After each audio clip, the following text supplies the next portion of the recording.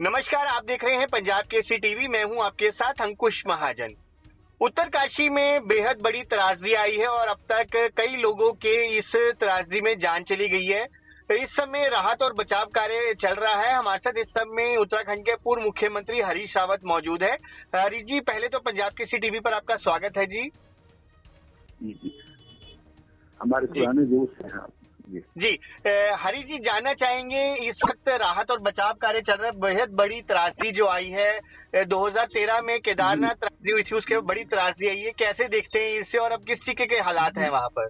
ये जो हम मध्य हिमालय में रहने वाले लोग हैं, चाहे वो हिमाचल हो या उत्तराखंड हो या जम्मू कश्मीर का कुछ हिस्सा हो, ये इस पर या तो हिमालय कुपित है, इधर ये जलवायु परिवर्तन का सबसे बुरा असर हमारी जिंदगी पर पड़ रहा है, हमारे एरिया में पड़ रहा है। बादल फटने की घटनाएं हो रही हैं जगह जगह इस विस्तृत फैले हुए अंचल में।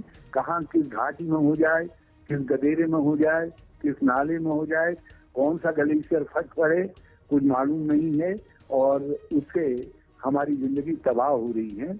और यहाँ भी जो घराली गांव में हुआ है बहुत चिंताजनक है। ये सीर गंगा जो ग्लेशियर से निकलती है, हल्का पानी है, बहुत बड़ी वो नहीं है, लेकिन एक बार पहले भी सैलाब इसमें आया था। इस बार भयंकर सैलाब आया। उसमें जो घराली का सबसे सुंदर गांव था हमारा, बहुत सुव्यवस्थित गांव था, जहाँ आधुनिक खेती होती थी, सेब के बड़े शानदार बगीचे लोगों ने बना करके रखे थे, होम स्टे बना करके रखे हैं, होटल्स बना के रखे हैं। ये गंगोत्री के यात्रा मार्ग में है। माँ गंगा का जो शीतकालीन प्रवास है मुखवा, ये उसके सामने है बिल्कुल। जो है बहुत शानदार गांव था। एक बहुत प्राचीन यहाँ शिव मंदिर भी है, वो सब ढक गया है। अब कितने लोग मरे हैं कुछ अंदाज नहीं है, क्योंकि बाजार भी है, यात्रा मार्ग भी है, कुछ कहा नहीं जा सकता है। लेकिन बचाव और राहत, बचाव का काम चल रहा है। राहत की बात तो बाद में आती है, बोले बचाव की बात है जी। लगातार बारिश भी आ रही है, जिसकी वजह से ज्यादा परेशानी हो रही है वहाँ पर। जी, लगातार बारिश भी हो रही है, जिसकी वजह से बारिश हो रही है। और साथ साथ अब ये जो अंधेरा गिरता जा रहा है, इससे और चिंता है। वैसे आर्मी भी है इस एरिया के अंदर, यहाँ जो है ITBP भी है। हो सकता है उनके पास ऐसे नाइट विजन के लिए कुछ पेट्रोमैक्स या बड़े हॉर्न्स यदि वो होंगे तो उससे भी बचाव का रात को भी हो सकता है।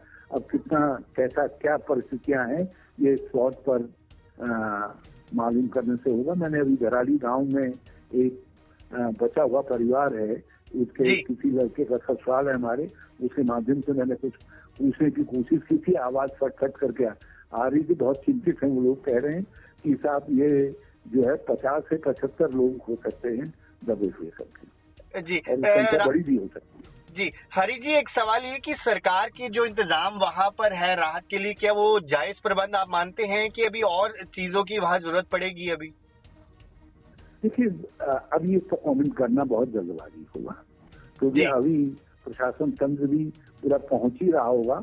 तो ये बहुत दूर है जिला हेडक्वार्टर से, और जिलाधिकारी मैं समझता हूँ दोपहर के आसपास ये घटना हुई है।